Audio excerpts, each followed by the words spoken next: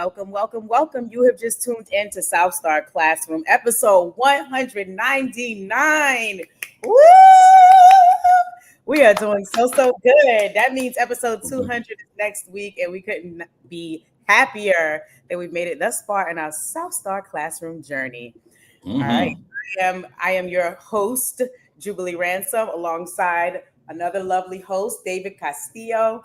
And we got 2 out of 4 of our team today, so womp womp. But life happens, and we're holding down the fort in honor of Omar Yanar and Dr. Charles Cole III, and they should be back with us next week for our 200th episode celebration.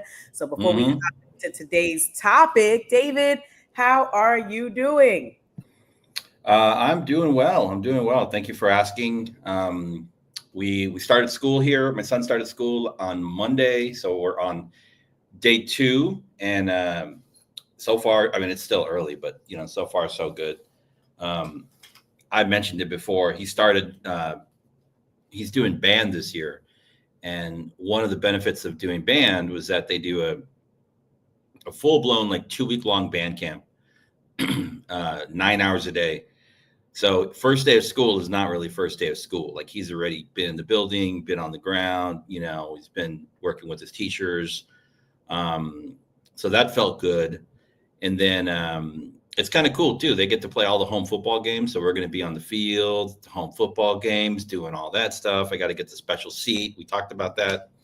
And what else is going on? Something else is going on. Hopefully I didn't forget. So that's happening. Still really beautiful weather down here, nice and warm. Obviously, it's been interesting to see, again, that everything that's going on in the world right now, or at least in our country. This latest, you're close to DC, right? This latest lockdown on DC because all these young, let's just say it. Young Black and brown boys. Let's just say it, right?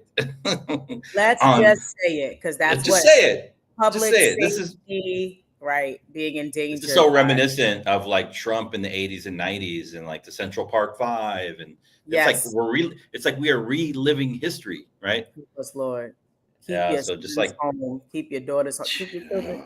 Just keep them home. It's funny. I already told my sons. I told them before, just because I'm okay, no going to DC without parental involvement, going from point A to point B and back from point B to point A, because we just, now with this, I'm just don't, it don't even matter if you have a parent or not, just don't.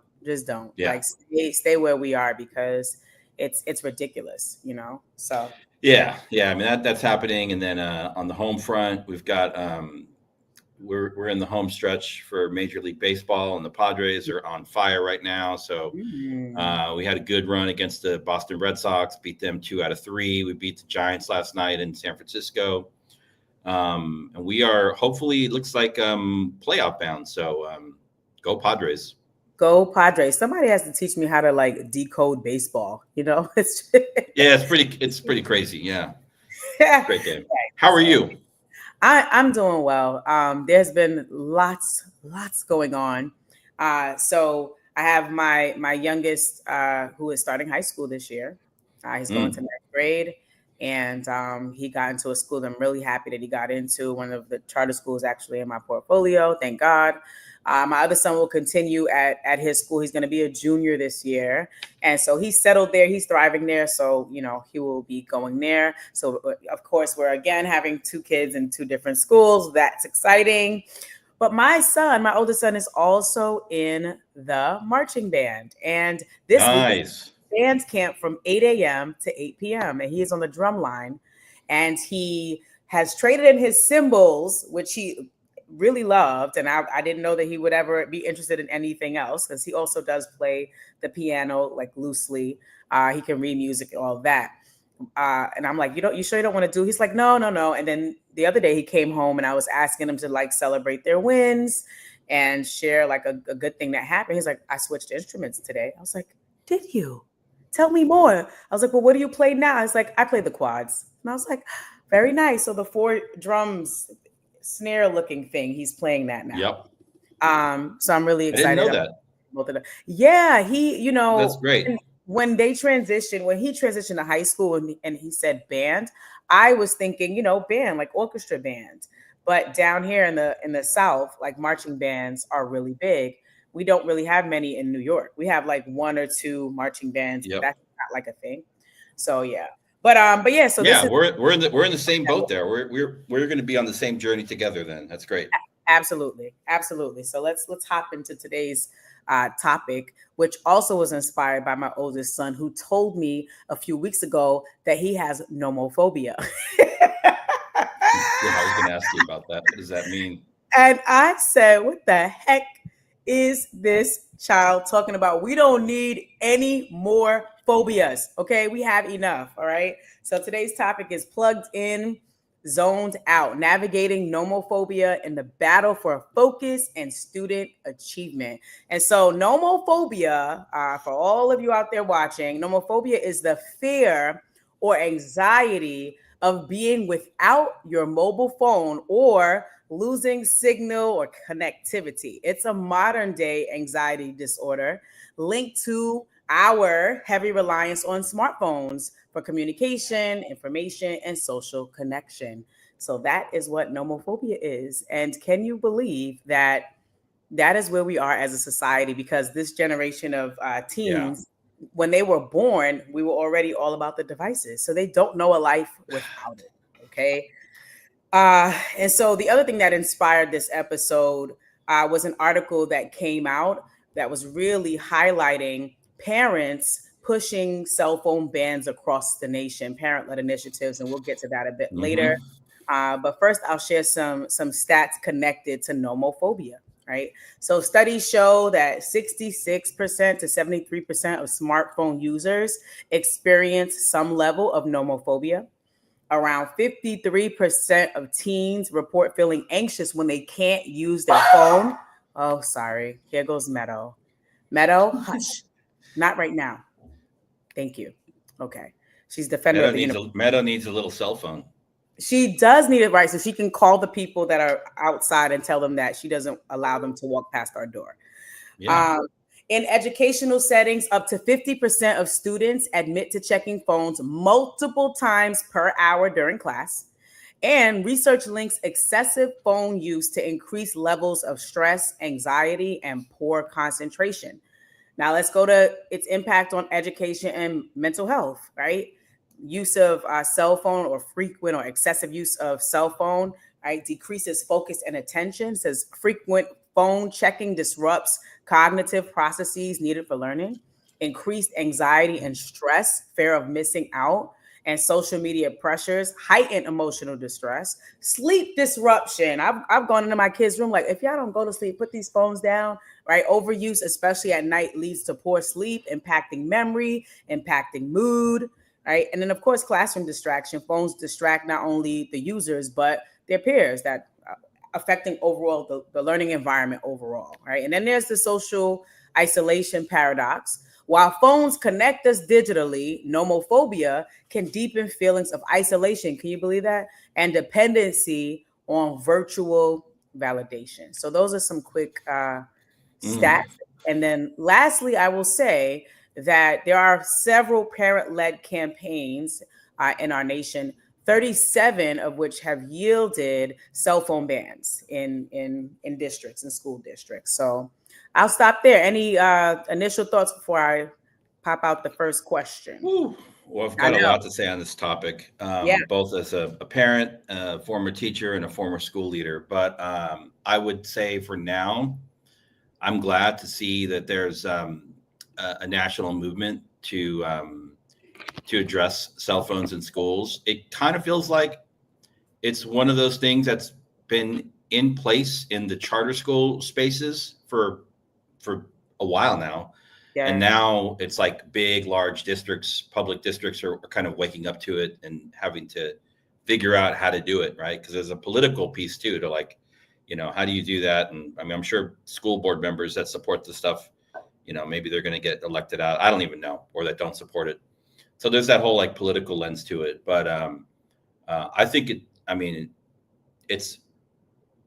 it's obviously not common sense, because a lot of people don't understand why it's a bad idea to let kids have school phones in schools, but I also feel like it's common sense. So I think it's good.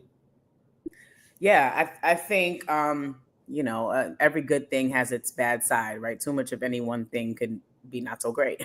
And I think this is one of the things, but I think because it was like so new amongst other things, Hmm. you just can't foresee how bad it could get, right? Or like the side effects or that it'll cause as a result of its use, right? And it's Yep. like we can all admit that technology has made our lives way more simpler, right? And for many different reasons. Like I'm thinking about how we used to roll the car window down, right? Could you imagine if they were like, we're gonna stop, we're gonna stop installing, the automatic window, whatever you call it, and we're gonna Yeah. put you back to when you had to. I would be like, absolutely not, right? And so we can all admit that technology has made our lives easier, but there are these side effects and unintended consequences that we're experiencing as a result of its usage. And honestly, it's not just the kids. So as much as we, educators are like, please get the cell phones away, we don't need them. Like we also play a part in it, and I think we're also bitten by Hmm. the same bug, which also makes it a little bit more challenging to deal with. So my Yep. first question is, how has smartphone dependence changed the way students engage with learning? And we can go both ways with this. We can go both positively and negatively. Yeah, I mean, I want to touch on this thing that you mentioned because I remember, like, I love my cell phone, so I'm putting it out there, like it's like I have an issue with my cell phone, like I'm constantly checking it, scrolling. It's something that I'm working on. So in my position now as a parent and as a husband, like people see that. Uh, so probably not the best role model, but I will say that in my years as a school leader, um, mainly from staff, I would get frequent criticism of like, hey, we're in a meeting, you're on your phone, we're doing this, you're on your phone. And I was like, yeah, yeah. I'm like, it just sends a message that like you're not interested in what's going on. Whatever is happening in your phone is Yeah, more important than what is happening here in our human interaction. yeah, And young people see it, students, the youngest students see it, to the adults and to the parents that you might engage with in your school community. So I'm glad that you brought up the it's not just a student issue. It's like all the adults like in the building. So there's this whole like adult culture piece that, if you're going to have this kind of policy, then you need to do work as well, as adults. So I've yeah. experienced that myself. But I mean, I think cell phones, I mean, they are, yeah, I mean, they're very powerful. They're getting more powerful by the day now. And they can definitely be used as a learning tool for a host of different things. However, I mean, I think the challenge it's not the challenge. It's like everybody has Chromebooks now. So whatever your phone can do, your Yep, Chromebook can do, and your yep, Chromebook can be centrally managed so that you're able to access things that are tailored to like school, and you don't yeah. have open, unfettered access to the internet. And so I would just say I definitely think there's some positive stuff, but maybe these are all things that a Chromebook can do. So I don't really see a trade off there. I think it's really just about, especially in the classroom. If you're gonna need technology, if you're gonna need access to a program, to a platform, to an app, which there are now thousands, your Chromebook can do it for you. Yeah.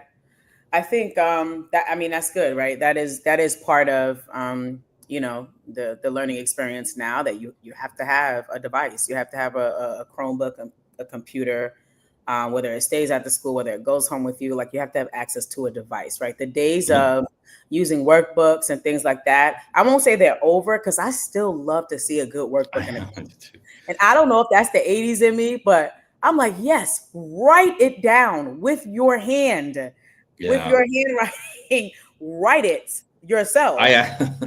I asked my I asked my son yesterday. I picked him up and we were going through his classes, and I said, "So, do you have any textbooks this year? Do you have like a biology textbook? Do you have like a math textbook? He's like, it's all online. I was like, man, I want a textbook. Just a Give me a text. textbook. It can be Yes. racist. It can be sexist. It can be whatever. I don't care. Just give it to me. I need it, right? So it's so funny because my son, he's gonna take all APs, my oldest one this year, and last year he took I think two AP classes, and that's the first time I saw him with a textbook in a very long time. And I think I may have almost tripped over. I don't know. He might have had it on the floor in his room, but I was like, wait a minute, you have a textbook? Like, what's this for? He's like, oh, AP, I think it was American government. And I was like, Yep. wow, a textbook. Yeah. The assignments are coming out of there. I think there's still value in that because I think these folks that are now in high school going to go to college in the next 2 to 4 years, there's still going to be textbooks. There's still going to be dense books, and you need to know how to navigate those things, you know? Mm-hmm. But yeah, so I do think to your point about us as adults and our own like phone habits, I think there's a conversation there that could create empathy. I think sometimes I hear more of the annoyance from teachers, like, oh my God, you know, they're always on their phone. But it's like, yeah, and so are you. Like when you get your break, when you're on your prep, you on Instagram. Like, let's be real. You're not like lesson planning or what have you. And so just wondering if like that self-realization is like, okay, but I also am drawn to my phone. So then what kind of, you know, empathy or what kind of teaching moments or conversations can I have with my students that'll bridge the gap instead of alienating them because they're mirroring us, right? And then not only that, but every place we go, there is some kind of incentive to use your cell phone. You go to a restaurant, snap this and get $5 off, take a picture of this QR code, do our survey and earn a discount, check in with your flight using the app. Yep. You don't need to print out paper anymore. So I think, you know, it's not like this generation is just so terrible. I just don't know how to live without phone.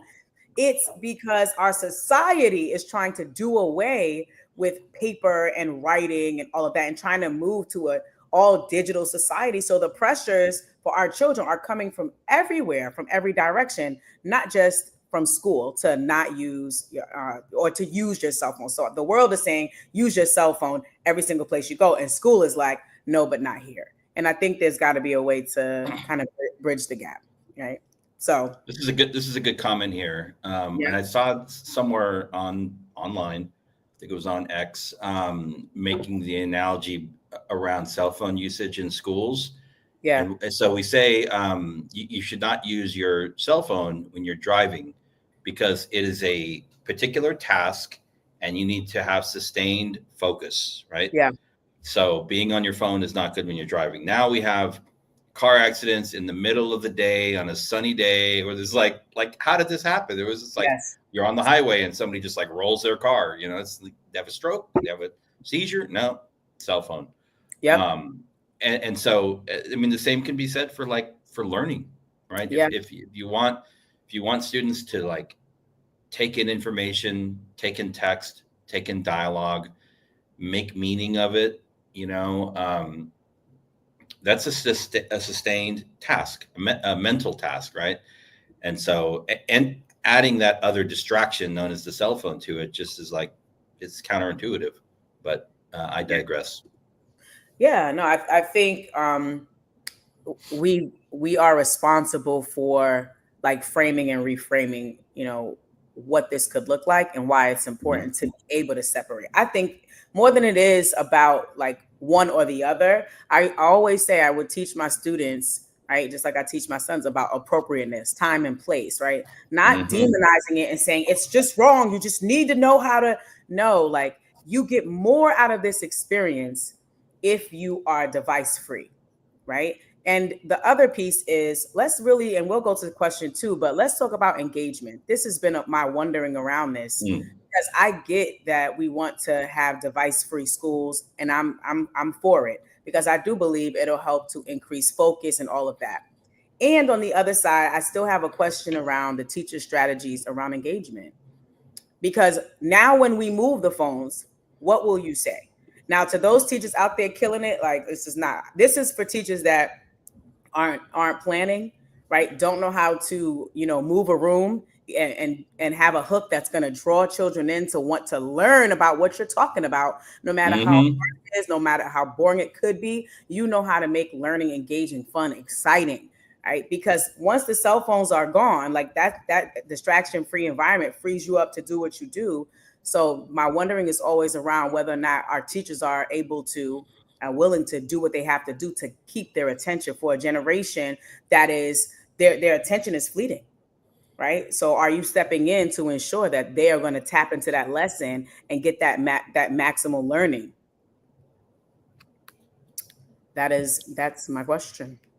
Which question is that? I'm looking at the It's not. I was just talking off the top of my head. That Oh, is okay. Yeah. Yeah, yeah. that was my wondering Right. around just engagement, right? Because I think we can Yeah. say 1,000 things are wrong with education, right? Yeah. But I think at the end of the day, so I know schools that don't necessarily have a cell phone free policy, but when you listen to the students' experiences in a specific teacher's class, it's not an issue.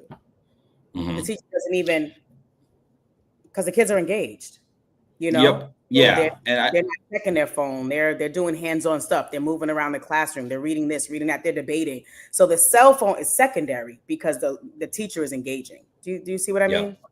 Yeah. Yeah, and I would equate that to something that also happens a lot in our schools, and I think organizations in general is like we become like siloed. So if you're running a big district, if you're running a big school from classroom to classroom, if you're running a big district from school to school, like you have good things going on, but there aren't any systems to connect, those what we call like best practices, right? So I might teach next to you, and we're neighbors, and you're crushing it in your class. I'm struggling. Like, is there a way that I can come and learn from you because like we're two human beings, right? And you have something to offer me, right? The Yeah. same thing. You bring 20, 25, 30 young people together in a room, Yeah. and when they're on the devices, like you totally lose that potential for human connection and sharing. It's the same thing, right? So like what's the point? At that point, kids might as well stay home or like be learning anywhere else because they don't necessarily rely on that connection between themselves and with the teacher. Yeah. But I do think, I mean, outside of and there's different levels of like cell phone policies. Yep. You know, what I've seen mostly is that they're not allowed to be used in the classroom. Right? You can use Mhm. them in the breaks, at lunch, before, after school. We could Yep. get into that, but I think that's challenging. But I think in the classroom, yeah, I mean, there's other ways to leverage technology again through the Chromebook, this and that. But um, a good teacher will always find a way to maximize, the human to human, student to student connection, whether Yeah. that's through like group work or dyads, or like I taught, humanities, like Socratic circles, right? Yes. Where you're just Yes. like you're just like learning and listening and talking with each other. And it's such a good mental break Yes. for students.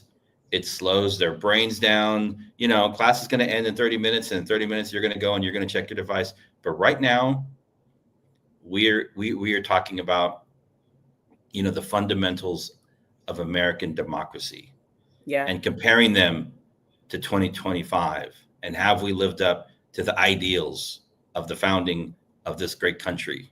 Big ideas like that. Kids, young people get into that, right? They can like have ideas, but when you're distracted with these devices, you don't get that like long-term ability to think. Everything's Yeah. short-term.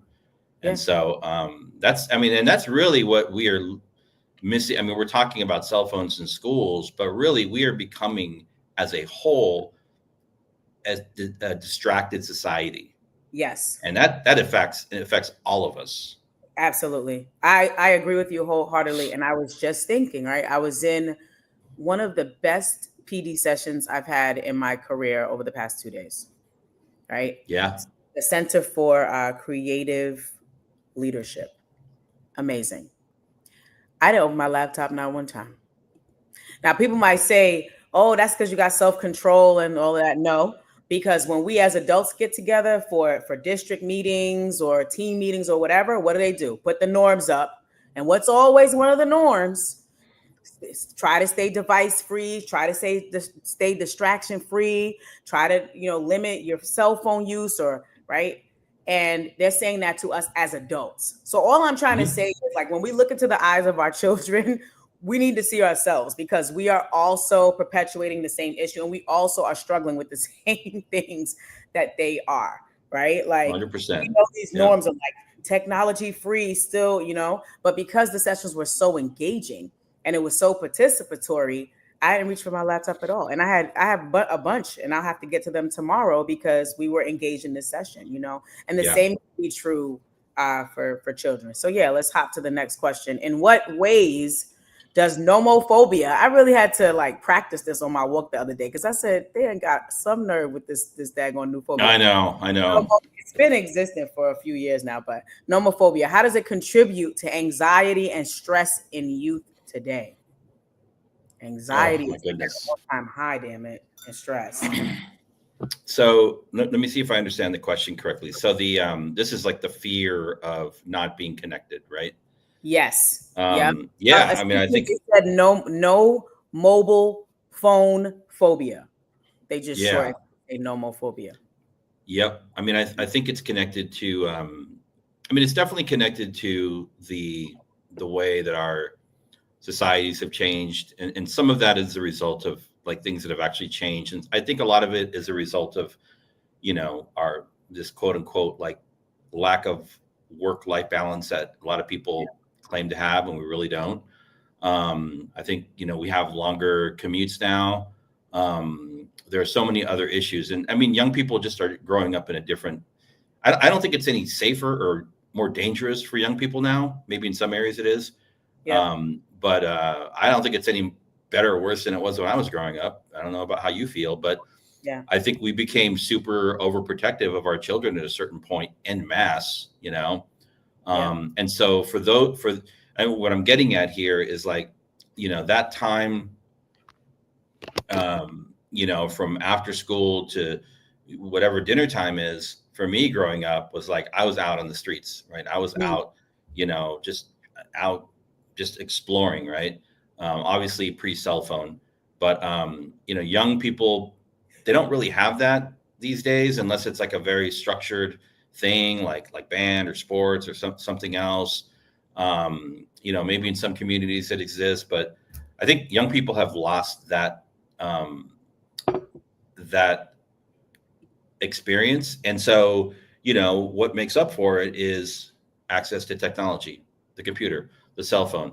But what we're seeing also is that like young people, like I don't know if you have any of it, but there's like survey data that shows that young people are in general like not happy with social media. They know it's not good for them. They understand that that's not like real connection, right? You're missing out on something online. You're not missing out on something in real life. It's like it's online, right? And so I think, but yeah, I think anxiety and stress are obviously kind of through the roof now with young people. You tack on COVID to it, and it's like it couldn't have come at a worse time, right? Right. And it's like now everybody's like, I mean, you could think of like technology as a cope or as a drug. Everybody was on it, and people are having a really hard time getting off of it still today. Yep. Right. So I want to, because it's true. Anytime I speak to like the social media experts, right, or the people that look at it with like a scientific lens, they always speak about its addictive nature. Like that's part of the issue, right? It is designed to kind of get the engagement that it gets, where you are doom scrolling and all of that. Like that is intentionally designed that way. So I want to highlight Alonzo's comment. He said kids are worried that they won't be in the loop of what's going on around them or what's trending on social media, right? And so to me, like I hear this, but I also hear like values, like what our children value now right? Being up with it, understanding what, like Alonzo said, what's trending, so they could be in the know. And I still feel like that's likely still about acceptance, connectedness, right? Like Mm-hmm. being valued, like being seen, to know what's going on, like my sons take great pleasure to be like, mommy, we saw that video you 3 months ago. I'm like, you did, you with the cat? They're like, yeah, we saw. It's like, because the information's going at lightning speed, right? And so I think that the need to like be accepted or to be seen as somebody that's in the know or popular or trending, and also, like, for some, likely social media may be one of the only places where they feel like they are accepted, because on social Mm-hmm. media there's someone for everyone, right? If you're if you're a part of this community, there's a bunch of people that gravitate to that. Just put in a hashtag and you can find them, right? Put in a hashtag, you can find this community, and there's a bunch of people who will think like you, and you can feel accepted even if you don't feel like that at home or at school, right? So yeah, so I agree with Alonzo on that. And then let's hop on to what I call 2B, right? Could banning phones unintentionally worsen nomophobia related anxiety? Like, how might schools mitigate this? Because with Yeah. these 37 schools, these 37 states that have passed this school cell phone free schools, this could be a thing. Yeah. I would say yes, it could definitely worsen anxiety in the short term, right? So again, I'm like thinking about this as I'm thinking about like addiction and people like weaning themselves off of any Mm-hmm. particular like addictive substance or behaviors. Mm-hmm. It definitely would hurt at first, right? People, kids are gonna feel it. They're gonna, I mean, they will literally have. I mean, you've seen it. Like young people have like physical manifestations of withdrawals when they can't have their phones, Yeah, right? yeah, It's crazy. It's it's like crazy. Yeah, this, but that's like how, I mean, that's how we've become. We've allowed our children to become wired. So I think short term for sure, but long term and how schools might mitigate it yep, is to not just say like, okay, we're not going to do phones, during these times. Go have at it, on the playground or yes, in the common room. You need to provide, and I don't care what grade level it is, but especially starting in the early grades, even through middle school and in high school, yep, provide structured opportunities for young people to engage with one another. yes, So like recess isn't just like, and lunch isn't just like a free for all. Like we would always have we would have adults on the yard. We would have like, okay, Jubilee, today's your day. You're going to be on the kickball court, right? yep, So yep, like you give up your lunch once or twice a week, and so we would have adults out there just to like mitigate conflict or whatever. yeah, And so, but it's providing structure for young people to be together, play games, yes. do art. What I mean, just be creative. I think schools have a response. It's easy to like shut off the stream, Yeah, but you have to provide some kind of an alternative, I would say. absolutely. Yeah, I think that's wise, right? And Alonzo said, you take away their phones and then they go get their tablet or Chromebook. I mean, true, right? If you're in a household with multiple devices, that's exactly what they do. But I think, like, we know this is coming, and we know ideally we just want what's best for children, right? Like, we just want our students to do well. Like, that's what it is. And I think messaging has a big part to play in this, and preparation, right? Seeing what's coming down the pike and planning for it. And so I remember when I was principal, and I would, go around during lunch duty, just, seeing what all the babies are doing, make sure they're safe, make sure everybody's on their post doing what they're supposed to do. And one day I walked outside and I saw a bunch of kids just like running and slapping kids in the back, and then some were just standing around like they had no idea what to do. And I was like, oh my gosh, these babies, they don't know how to play. This is I had a K4 school, pre-K4 school. Exactly. They Yeah. didn't know how to play. So then I said, Mhm. okay, well, then it behooves me to teach them. And I want to say that to all our educators, all our leaders, we still have responsibility to teach these social skills, the ones that we're saying that students don't have, they just don't know they have. Yeah, but it's our responsibility to teach them. So you know what I did?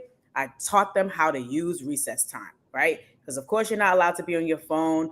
I went and did a whole internet scavenger hunt for a double dutch team that would teach kids how to jump double dutch. Where's the soccer balls? Which one of y'all know how to play soccer? Great. Teach them. That's the soccer corner over here. This is how you play tag. You don't slap people in the back. This is how we play tag. And right. And the aides that were on the post for lunch, that was their responsibility to man a specific section and help the children, learn how to do whatever that thing is. Same thing for in the classroom, right? Naming that this learning is a priority. And when we have any form of distraction, when we're doing something important, then we don't get the maximum amount of learning that we can, right? Naming that. And then when you plan your lessons and your unit, find ways that are engaging. Like we can't continue to do the same old and think, oh, they just don't want to learn. They don't have social skills. We have to teach them and plan ahead because we know they're going to have that itch, right? So it's like, if you're looking for connection on your cell phone, what if we do a game that builds on connection? What if we do 4 corners? Right? Ask you, what's your opinion about these things, and take a corner. Now let's have at it, right? And now you get to stand with people that you agree with. And now you get to debate with people you don't. And now I'm not even thinking about my cell phone because I'm engaged in this conversation.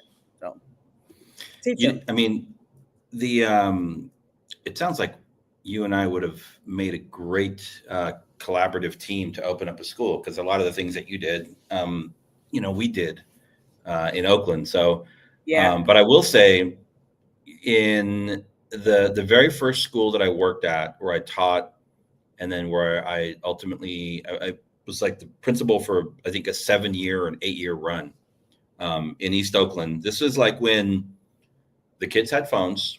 This was even at a time when like all the kids didn't have phones, but like 80% of them had phones, right? All social media was still relatively new. These were kids that were actually born before the proliferation of social media and cell phones. So when they're in like their middle school years, these things started to happen, and we're working with them in high school. So really like the first generation in the mid like 2000s, right? The 2005, 2006, Facebook had just started. I mean, it was still MySpace, but we had an incredibly militant cell phone policy. It was bad. Couldn't have it on at all during the day. You could have your phone with you. But if we heard it go off, if we caught you with it, even if you had your cell phone in your back pocket, Jubilee, and I could see the corner of it sticking out of your pocket, it got taken. It was crazy. And we would take phones. You get one warning. First warning was like the day. It would get taken for the day, and your parent had to pick it up. Second warning was a week, and then your parent had to pick it up along with detention. Third infraction, we kept it till the end of the semester or the end of the year. And we had parents sign these contracts, and it was end of the year. Woo! Yeah, end of the year. So it was crazy. Kids be like, I lost my phone. Right. But it had to do with, making sure that we had a distraction-free school environment. But it also, at that age, and you could put middle school into this, but I was at a high school, a lot of the bullying and the gang activity and the drug activity was already moving into that like cell phone, cyber, text, Snapchat space, right? Kids were like, they were like cyber banging, right? You could tell. Like I might not know Jubilee, but she comes to school, she's in dress code. But if I see her MySpace page, like she's a Blood or a Crip or something. It's like a very different person, and everybody knows it. We don't know it because we're the administrators, but their kids are living these double lives. And so we just decided to just get rid of the technology 100%, just to keep all of that at least out of the school for the school day. And it was very successful. So at lunch, we did, and this is high school, we had organized sports during lunch, activities. Every Friday we did like a a special kind of activity for the kids. Yeah. It's not just like, oh, you're on break, we'll see you in 45 minutes. It's Yeah. like, no, we're still here. We're still working with you. We want to make sure that you're safe. We're providing structure for you. And now school, I think we're living in a different time, whereas, schools have policies where, students, they do like the whole pouch system, or they just say, like at my son's school, like you just can't use it during the school day or during the class time. If that works, it works. But these things are very difficult to implement with fidelity, because it's just another thing that teachers have to do, right? Yep, exactly. And I still think that there is just a lot of hope, but I want to touch on something that you said about like the double lives and the things that are happening outside of school that if we don't get control of or a handle on, they bleed right into the school day. So that's the ugly side of it, right? One side is the distraction, which has some tenets of ugliness because you want the children to be focusing on the lesson or whatever's in front of them, right? But that's not as bad as cyberbullying, right? And all the DMing and all that, and meet me here and let's go jump so and so and fight so and so, and I don't like her and she don't like me, and right, or we live in the projects across from each other, and this project don't like that project, and we're gonna hash it out at recess or after school. And like sometimes the school becomes the hub to settle differences. And so now the learning definitely isn't taking place. And that's because of technology and use of cell phones in an improper, unhealthy way. So I think, I understand why, cell phone bans are necessary when you just want to keep the learning environment for safety and for learning. And you can't stop everything from happening, but at least you can mitigate it a bit. And just make sure that the school is the safest place, that the kid will be there safe during the day and their focus will be on learning, and that parents won't have to worry about that. And then the second thing I'll say before I share some more facts and ask another question is that when we are saying we're going to ban cell phones, we are asking parents for a huge level of trust. And I think as educators and district leaders and all of that, leaders, we need to remember that. Because some of these schools, okay, they ain't safe, okay? Like I wouldn't send a paper napkin to some of these schools, right? And parents rely on their kids having their cell phones so that they can make sure they're safe because they're not confident that the school's doing it. So we're going to step into a place and say, zip, zilch, zero, you're not going to be able to reach your child during the day. You got to answer that office phone. You got to make sure oh my gosh, properly. Supervise the cafeteria. What you mean you don't know how my child got hit upside the head with a chocolate milk? Why you don't know? Right? Where you at dismissal? Why you in your office? Come outside. Right? Like where you at during recess, lunch? All these key points of the day when stuff pops off. So if you're gonna say no cell phones, then again, it's the preparation to know that we are ensuring that this is a safe community for your child. We won't be able to stop everything, but rest assured, safety is going to be our number one priority. And you'll be able to get in contact with us and your child should that become necessary. So such an important point. Yeah. Any other thoughts before I move on to some facts and our fourth and likely final question? I mean, I think, that point, that's a really important point, because you can't just, for a lot of parents, the fact that their child has a cell phone is an essential part of communication, especially if parents and communities may have a certain level of distrust with public institutions such as like schools, right? So we're like, okay, so you're going to take my kid's phone away.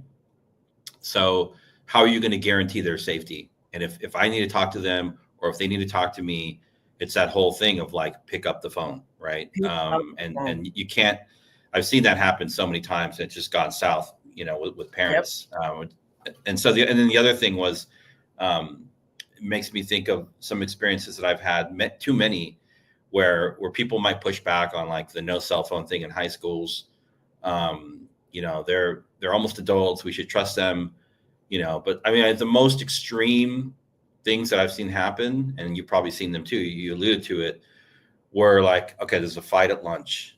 Two kids get into a fight. It gets resolved. We think it gets resolved. somebody called auntie, they called uncle, and Yep. then at school gets out at 2:30, They're and we outside. literally have like a full blown community like fight, and which Yep. include gunshots, like Yes. firearms, weapons being drawn. Yeah. Yes.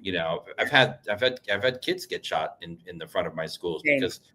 because oh, you can tie it to like what's going on. You unpack everything after it's done, and you can Yes. tie it back to some conflict that happened during the day that you thought was resolved, but calls went out, texts went out, and it's like, unfortunately, in certain communities, like, adults will show up and make these problems much Yep. bigger, and create very unsafe conditions, both for other students that had nothing to do with it and for staff. So that shit's real. Yeah, it is very much real. And we know, sometimes we have parents that are hotheads. We have sometimes, families are involved in things that we would rather them not be involved in. Mm-hmm. And Yep. we're all sensitive about our kids. So if my kid texts me during the day and tell me something went down that I wasn't cool with, I'm on my way. Nobody's answering the main office phone, no problem. I will be On my way. All as a right, matter of let's fact, see. I'm already here. Like, I actually was sitting out front. Let me just let me just share some facts. So, uh, a rising grassroots movement is from groups like Smartphone Free Childhood US, Fair Play, and Distraction Free Schools Policy Project. They're pushing statewide phone bans, citing mental health and academic concerns. So, as of this summer, 37 US states have enacted phone restrictions during class. Vermont approved a bell to bell statewide ban across all K 12 schools. New York, Governor Hochul signed a bell to bell smartphone ban, becoming the largest state to implement such a sweeping resolution. So I think, yeah, it's taken effect. I think we realize that this is a necessity at this point if we want to keep our focus on learning and keep the community safe. But what's your thought about that? This is a parent led. This is a grassroots movement. So how do parent led campaigns change the dynamics of policy adoption compared to educator driven or research driven efforts? Good question. I'm not super familiar with the parent-led campaigns. I often like, I'll want to like dig a little bit deeper to see, okay, if it's a parent-led coalition, like, is it really a parent-led coalition? However, I think these things are generally done best by coalitions that are made up of all stakeholders, and parents are their stakeholders, school leaders, legislators, teachers, right? Students, right? If you want, because ultimately, if you're going to do a ban or any kind of like regulation on really anything in schools, you have to have buy-in. And if you don't Yeah. have buy-in Yep. from everybody involved, you're gonna be wasting incredible amounts of energy, um, when and it's just going to take away from the things that really matter, like instruction, student safety. So I'm in favor. I don't think cell phones have a place in the. I wouldn't say in schools, but I would say in classrooms. Yep. Um, the flip side of that, and you talked about it earlier, is like, okay, if we're going to do that, let's do it. Um, do it with fidelity.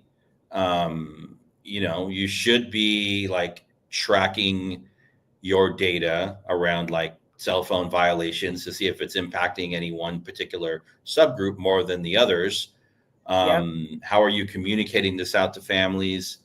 And then the other thing is like, if we're going to get serious about what happens from bell to bell, then we have to get serious about instruction. Okay, Yep. we've done this. This has gone to the state house. The governor signed off on it, in New York or Vermont or wherever. I think California is probably next. And so now let's get serious about what happens during that time block. Let's get serious about student engagement. You talked about that earlier.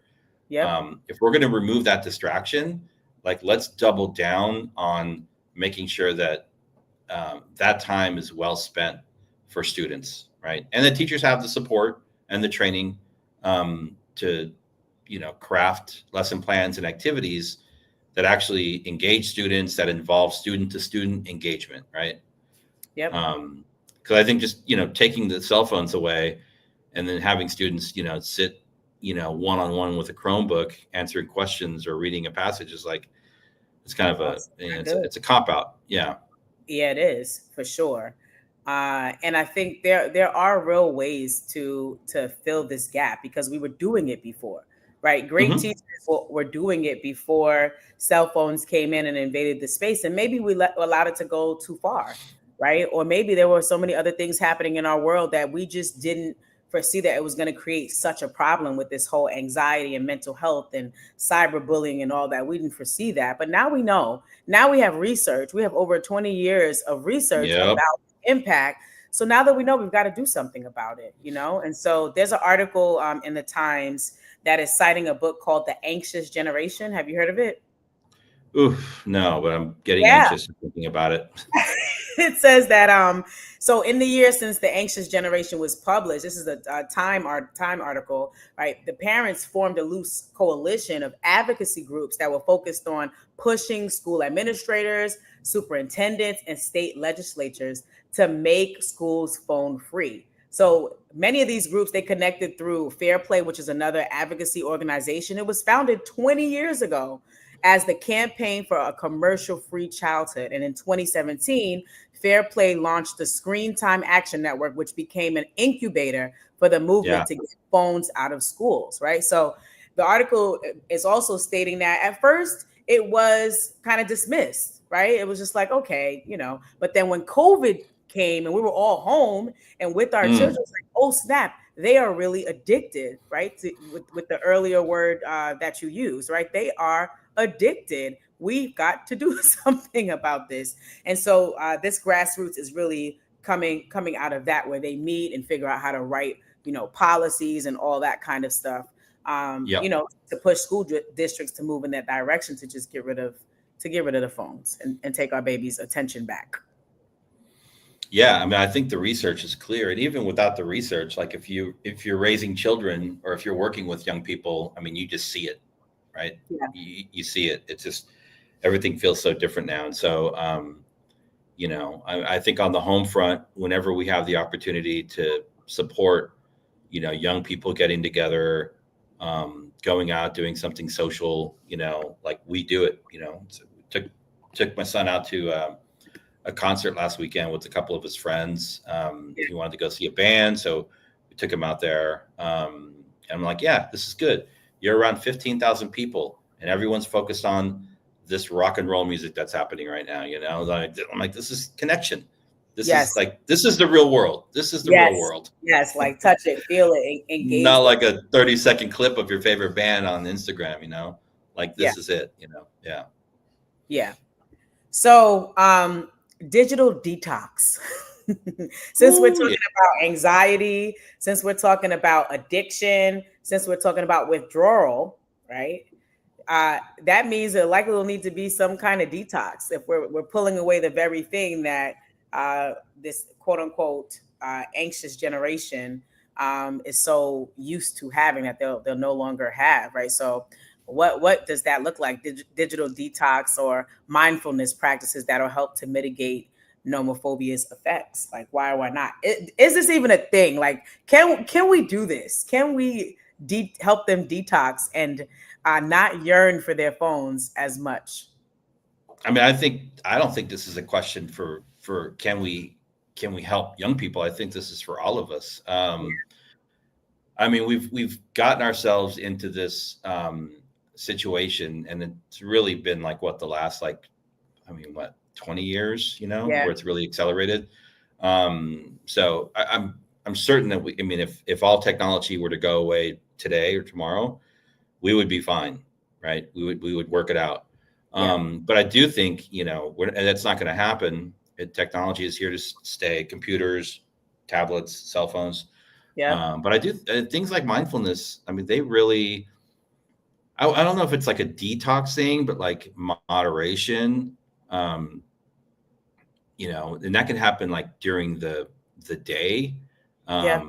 If there are times in the afternoons when kids come home, like there's like tech, we call them tech breaks in our house. Like there's no technology, no computer, no phone. Yeah. So we work those in. I think mindfulness is a very powerful tool, not just for young people, but for adults too, All just of us. to Yeah.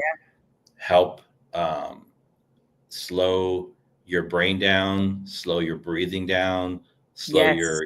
I mean, I've done mindfulness for a while now. And the first couple of times I did it, when somebody introduced me to it, I thought it was a hack. And Yeah. then I was like, wow, man, this is a trip. Like we used to do it as a full blown staff. We'd all shut down and we would do like, 3 minutes or 5 minutes before our staff meetings. And it just brought everything. It felt like when you came out of it, you're just like, whoa, we're all Yes. together. It was Yeah. so crazy. And I'm like, it's free. Yep. It's free. We should probably do a whole show on mindfulness, but no, I think those things do matter. And again, I don't think we're talking about cold turkey or none of this stuff is going away. So it's just really up to us to figure out how to live with it, and how to help our children live with it too. Yeah, I would agree. And I really ditto on the mindfulness and just a moment to slow down and pause. I think that's one of the biggest issues with Yeah. constant cell phone use, right? So like everything is so like abstract, and even when we're sitting and not engaged, we're still fully engaged. Our mind is still racing. We're scrolling here, scrolling there, liking this, liking that, texting this person, texting that person, picking up the phone here, like it's checking somebody's location. It's always something, right? And so I think we get to figure out how we build in natural times to pause, Hmm. because I think that will also help with anxiety, right? Just even like you said to your son, this is the real world. Like let's tap into the real world. Like you are in a space with other human beings, right? Like that social media stuff, it's not always real, right? And so how It's do we becoming less, and I mean, it used to be make it real, worse? and now Yeah, it's becoming like it's becoming less and less real every it day, is. and that's a It whole other thing. Yeah.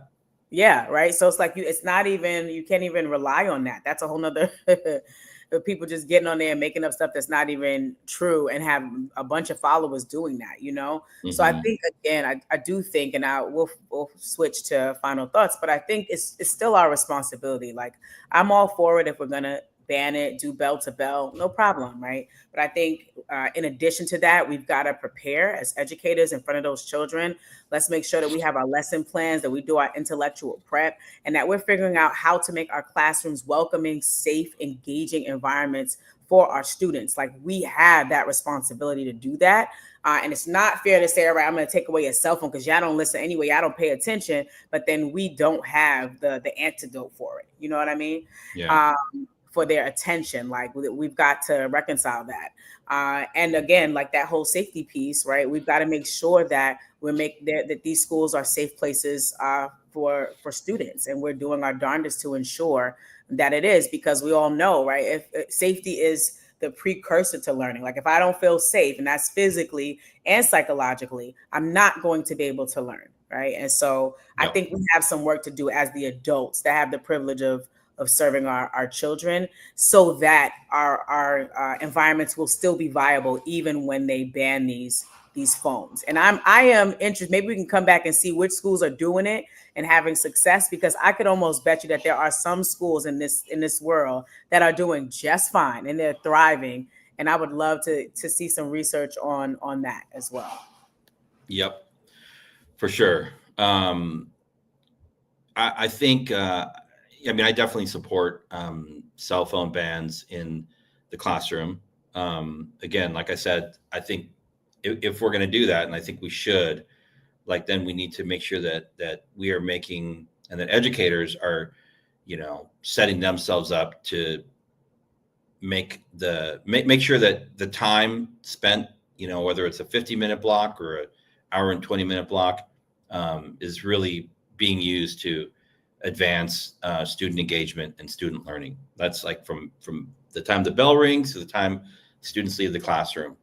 And so I think that's number one.